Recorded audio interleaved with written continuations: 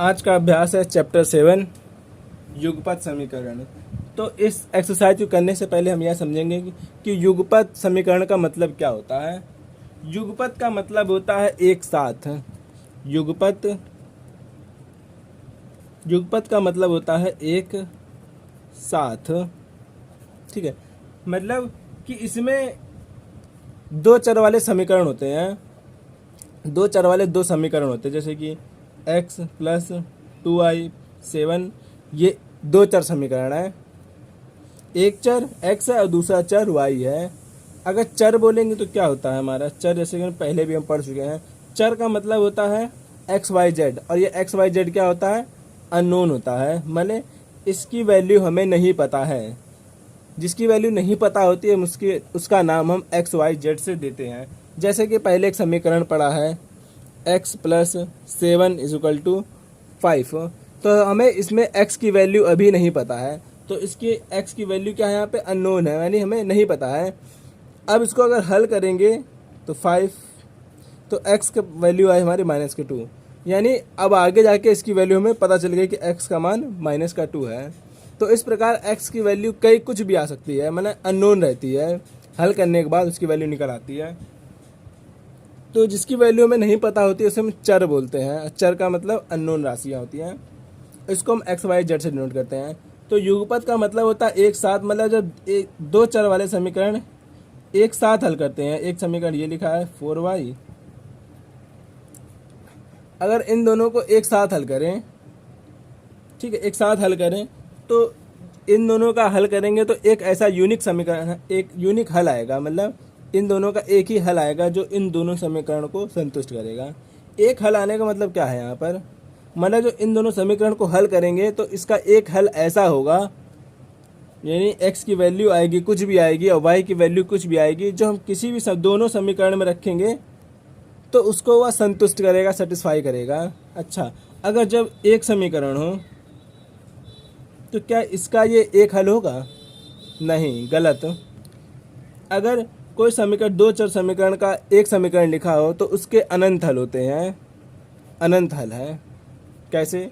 इसमें अगर x की वैल्यू 1 रखो तो y की वैल्यू निकलेगी यहाँ पर। तो y की वैल्यू अगर आप निकालेंगे तो इसकी वैल्यू आएगी 4/2, 2 आएगी इसकी वैल्यू।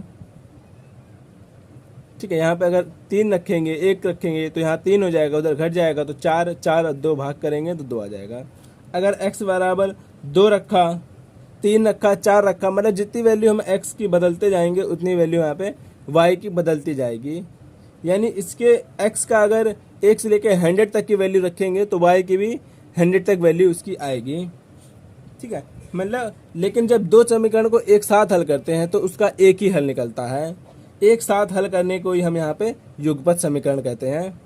अब हम लगाएंगे एक्सरसाइज के question.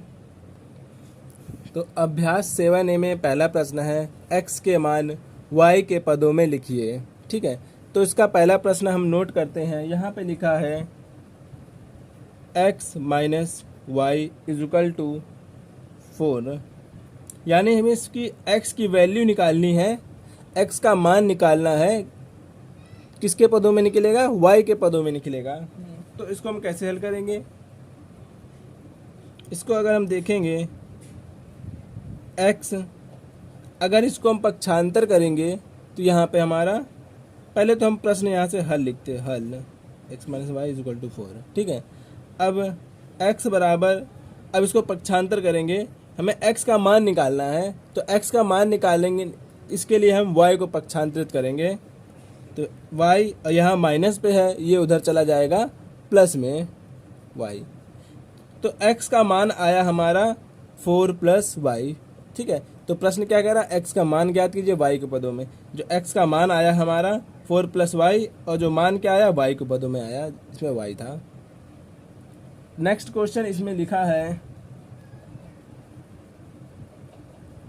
2x + 4y is equal to 6। तो इसको यहीं से हल करते हैं। तो इसमें हमें x का मान निकालना है, तो कैसे करेंगे? 2x, तो x का मान निकालना है तो x को हम इसी साइड रखेंगे, यानी बाएं साइड रखेंगे, और y को हम उधर भेज देंगे। तो 4 6 माइनस 4y। अब हम 2 को यहाँ पे भेजेंगे। अगर मान निकालेंगे तो उसमें x अकेला होना चाहिए, उसके साथ कोई गुणांक नहीं होना चाहिए। जैसे कि इसमें देखा कि इसके साथ कोई गुणांक नहीं है, तो इसमें इसके साथ 2 गुणांक हैं, तो x का मान निकालने के लिए इस 2 को भी हटाना पड़ेगा आपको। ठीक है, इस 2 को भी हटाना पड़ेगा। तो 6 माइनस 4y और यहाँ पे ये गुणे पे है, ये चला जाएगा भाग पर। ठीक है, अब आप देखेंगे कि ये थोड़ा और हल हो रहा है, तो इसको इसमें भाग जाएगा तो 3 हो जाएगा और ये हमारा हो जाएगा 2y। तो फाइनल आया x बराबर 3 माइनस 2y। तो x की वैल्यू y के पदों में निकल गई। इस बात का विशेष ध्यान रखना कि x के आगे कोई भी गुणांक नहीं होना चाहिए। अगर होगा तो यहाँ गुणे में होगा तो हम भाग में कर देंगे, भाग में होगा तो गुणे में कर देंगे। अब देखते हैं थर्ड क्वेश्चन इसका लिखा है। थर्ड क्वेश्चन है 1/3x plus y equal to 2। तो इसमें x की वैल्यू ज्ञात करनी है। तो x की वैल्यू ज्ञात करने के लिए आपको x यहीं रखें और y को उधर भेज दें, और ये हमारा हो जाएगा। अब यहाँ पे देखिए ये भाग में है, 1/3 है, तो ये तिर्यक गुणा करेगा तो ये गुणे में जाएगा। तो x ये हमारा जाएगा 3 2 माइनस y। ठीक है, जब गुणे में होता है तो भाग में जाता है। यहाँ पे गुणे में था, बटे का मतलब भाग होता है। अभी यहाँ पे भाग में है, यानी 1/3 भाग में है, तो यहाँ पे गुणे में गया, तो जाएगा 6 माइनस 3y। तो x की वैल्यू हमारी ये आ गई। नेक्स्ट क्वेश्चन लिखा है इसमें y का मान x के पदों में लिखिए। ठीक है, तो प्रश्न नंबर 2 है यहाँ पर, y के मान x के पदों में लिखिए।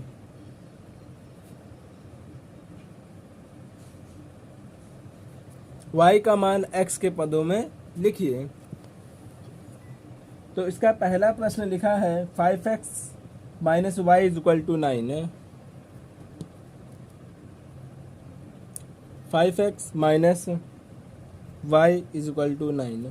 तो हमें y का मान ज्ञात करना है। यहाँ पे y का मान x के पदों में, तो आप y को यहीं रखिए और बाकी सबको उधर भेज दीजिए। तो ये हो जाएगा माइनस का y 9 माइनस 5x। तो ये 9 है, इधर ये प्लस में था, इधर माइनस में चला गया। अब यहाँ पे देखेंगे, यहाँ पे y के आगे माइनस लगा है, तो जिसकी वैल्यू आप ज्ञात कर रहे हैं उसको आप अकेले रखें, उसके साथ कोई भी गुणांक नहीं होना चाहिए। तो इसमें माइनस का गुणांक लगा है, तो इसको भी हटाने के लिए हम क्या करेंगे, इधर भेज देंगे इधर। तो ये हो जाएगा माइनस का 9x। तो ये हमारा हो जाएगा माइनस का 9 प्लस 5x। ठीक है, चाहे तो आप इसको ऐसे भी लिख सकते हैं 5x माइनस का 9। अगर ये माइनस का 9 इधर ले जाने में आपको समझ में कम आता है तो आप ऐसे भी कर सकते हैं। यहाँ पर इसको आप ऐसे भी समझ सकते हैं कि जैसे ये लिखा है माइनस का y is equal to 9 minus 5x। इस y को यहाँ पे ले जाने में आपको कुछ कन्फ्यूज़न है, तो आप क्या कर सकते हैं, दोनों पक्षों में y का गुणा कर दीजिए, या दोनों पक्षों में -1 का गुणा कर दीजिए। तो यहाँ पे -1 का गुणा अगर माइनस के y से करेंगे और यहाँ पे -1 का गुणा 9 माइनस 5x से करेंगे। ठीक है, क्योंकि 1 का गुणा है, जो भी पक्ष हम दोनों साइड किया है गुणा दोनों में किया है, तो हम ऐसा कर सकते हैं, कुछ भी हम गुणा दोनों पक्षों में एक जैसा ही गुणा कर सकते हैं ऐसा। तो ये माइनस माइनस प्लस हो जाएगा और ये माइनस अंदर चला जाएगा, माइनस का 5x। आप ऐसे भी माइनस को हटा सकते हैं। ठीक है,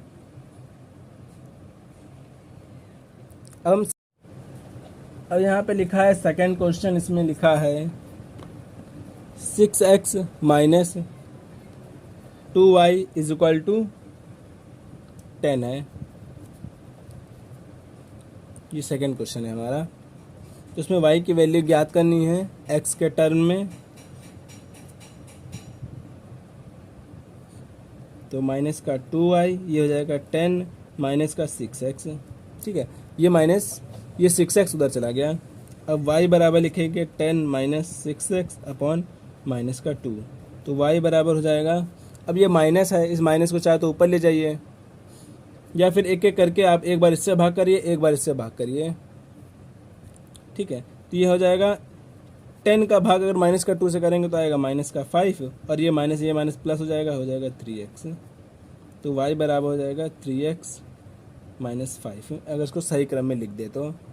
ठीक है, तो अगर ये से यहाँ पे अगर आपको ये हल नहीं समझ में आ रहा है तो ऐसे भी आप कर सकते हैं। जैसे यहाँ लिखा है 10 - 6x अपॉन -2, तो ये क्या करेंगे, इस माइनस को पहले आप ऊपर भेज दीजिए।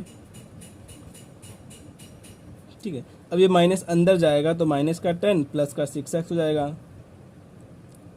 ठीक है, बटे 2। अब ये 2 को एक बार इससे भाग करिए, एक बार इससे भाग करिए ना, क्योंकि ये दोनों जो 2 लगा है दोनों के नीचे लगा है, इस प्रकार ऐसे आप करेंगे तो -5 और ये हो जाएगा हमारा 3x। तो इसको सही क्रम में लिख लीजिए, पहले 3x फिर -5। ठीक है, तो इसको हल करने का तरीका क्या है कि -2 को दोनों के साथ, एक बार इसके साथ लिखेंगे, एक बार इसके साथ लिखेंगे, तो वैसे कर सकते हैं इसको। अगला क्वेश्चन इसमें लिखा है 2x plus 1/2y is equal to 4। तो इसमें y की वैल्यू ज्ञात करनी है, तो इसको इधर चला जाएगा तो 4 - 2x, और y बराबर यहाँ भाग में है 1/2, तो 3 में जाके यहाँ पे गुणा हो जाएगा, यानी 4 - 2x।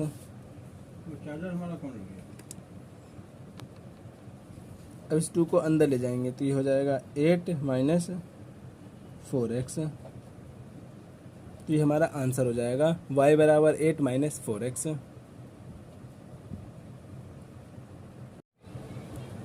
प्रश्न नंबर 3 है, हल कीजिए। कैसे करना है, सारणी विधि से हल करना है, यानी इन दोनों की सारणी बनानी, एक सारणी इसकी अलग बनेगी, इसकी सारणी अलग बनेगी।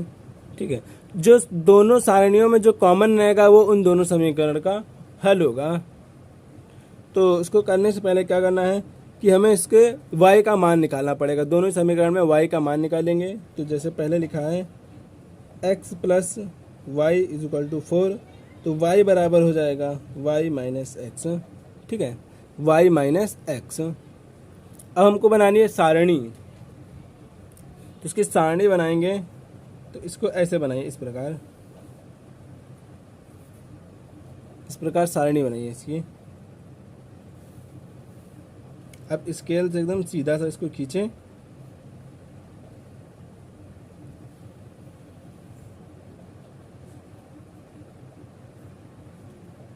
यहाँ पे जितने बॉक्स होंगे उतने ही इसकी वैल्यू निकालेंगे हम।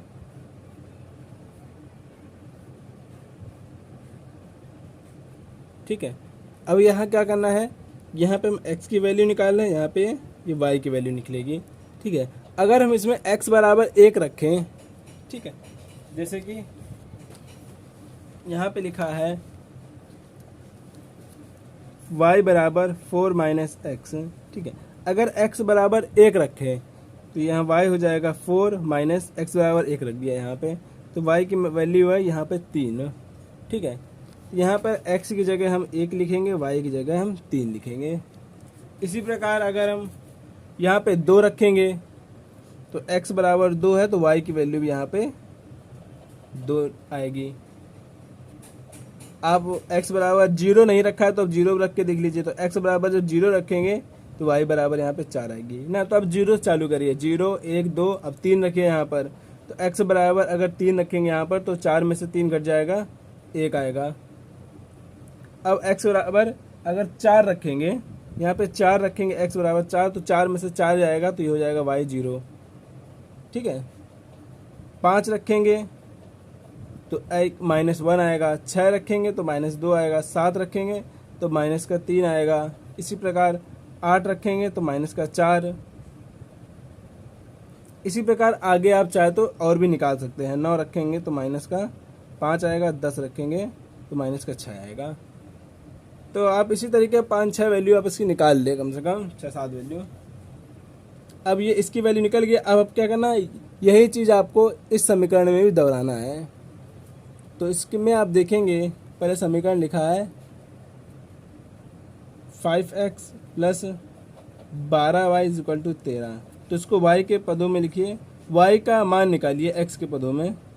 ये हो जाएगा 12y is equal to 13 minus 5x, और y बराबर हो जाएगा 13 माइनस 5x अपॉन 12, ये आएगा। ठीक है, तो इस 12 को इधर भेज दिया तो आ गया।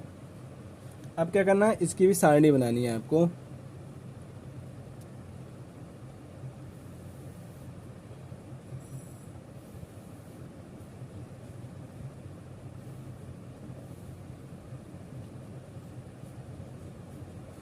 तो इस प्रकार सारणी आप स्केल की सहायता से साफ बनाइए इसको।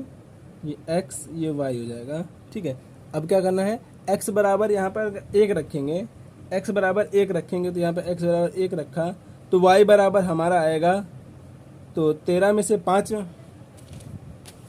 अगर हम यहाँ पर इस समीकरण में x बराबर 1 रखते हैं तो y बराबर आएगा 13 माइनस 5 का गुणा 1 से करेंगे, अब यहाँ प्लस 12 तो 13 माइनस 12 5 अपॉन 12, 13 में से 5 जाएगा यहाँ पे,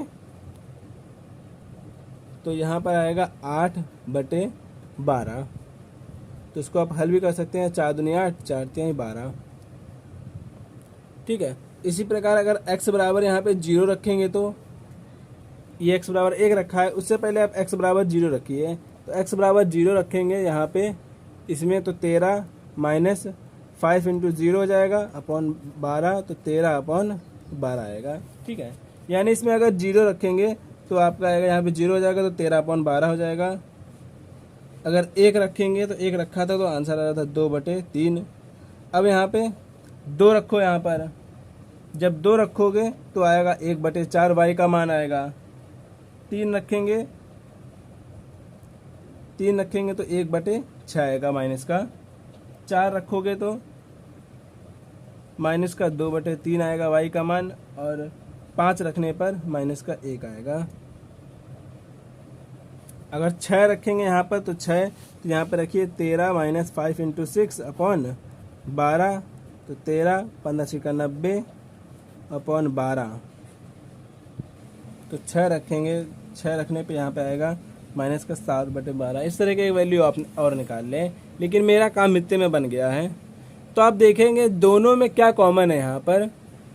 तो यहाँ पे देखेंगे जब मैं x बराबर 5 रखा तो इसमें y का मान माइनस का 1 आया, और इसमें भी आप देखेंगे जब x बराबर मैंने 5 रखा तो y का मान माइनस का 1 आया। तो अब दोनों में क्या कॉमन है, ये कॉमन है। x बराबर 5 रखने पर इसमें माइनस 1 आ रहा था, और इस वाले समीकरण में x बराबर 5 रखने पर y का मान माइनस का 1 आ रहा था। तो इसका आंसर हमारा हो जाएगा इस प्रकार, x बराबर हमारा हो जाएगा 5 और y बराबर हो जाएगा माइनस का 1। ठीक है, x बराबर 5 और y बराबर 1, क्योंकि इन दोनों x बराबर 5 रखने पर y का मान -1 इस समीकरण में भी आ रहा था, और ये वाले समीकरण में भी x बराबर 5 रखने पर -1 इसमें भी आ रहा था। यानी x बराबर 5 और y बराबर -1 इसका वैल्यू हो जाएगा। ठीक है, यहाँ y देखेंगे -1 y की लाइन में लिखा हुआ है। तो इसी प्रकार आप इसका दूसरा सवाल भी लगा सकते हैं। तो यहाँ पर आप उत्तर लिखेंगे, उत्तर दोनों समीकरण में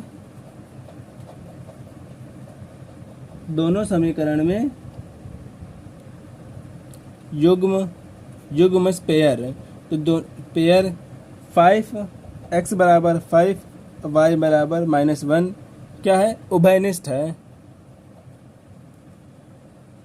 उभयनिष्ठ यानी दोनों में कॉमन है, उभयनिष्ठ है, इसलिए इसका मान x बराबर इतना होगा, y बराबर -1 होगा।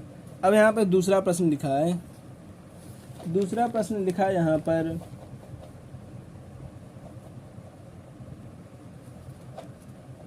5x is equal to y, और दूसरा समीकरण है यहाँ पर 2x plus y is equal to 7। ठीक है, तो दो समीकरण दिए हैं। तो सबसे पहले क्या करना है, इस दोनों ही समीकरण को y का मान ज्ञात करना है। तो पहला समीकरण लिखेंगे हम 5x is equal to y, यानी ये y बराबर यहाँ पर 5x लिखा है। ठीक है, तो इसकी सारणी बनाइए x और y की।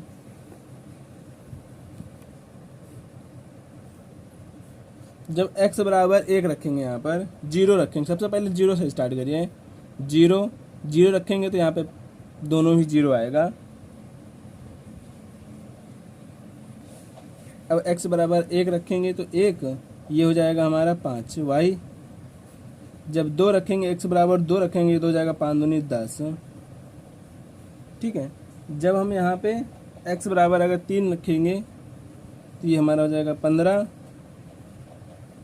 अब यहाँ पे प्लस, अब थोड़ा बहुत माइनस वाली वैल्यू भी रख लीजिए, यहाँ 3 रख लिया, अब माइनस का 1 रख के देख लो, तो माइनस का 1 रखेंगे, आप कुछ भी वैल्यू रख सकते हैं यहाँ पे, तो माइनस 1 रखेंगे तो यहाँ पे आएगा आपका माइनस का 5, ठीक है।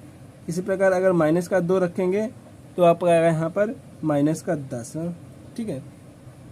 ये आपका निकल गया इधर। अब क्या करना है, ये वाले समीकरण को 2x plus y is equal to 7, तो y बराबर हो जाएगा 7 माइनस 2x, ठीक है। तो y, अब इसमें भी x y का वैल्यू निकालिए,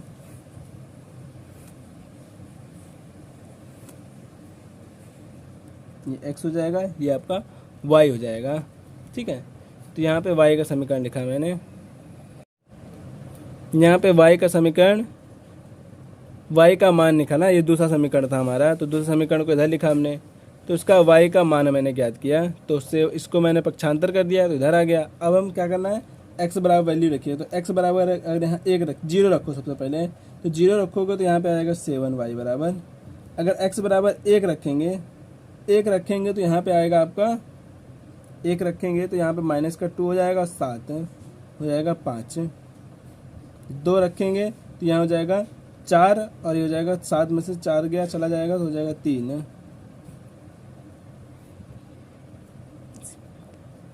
इसी प्रकार अगर 3 रखेंगे तो ये हो जाएगा 6, 7 चला जाएगा, 1 बचेगा y का मान।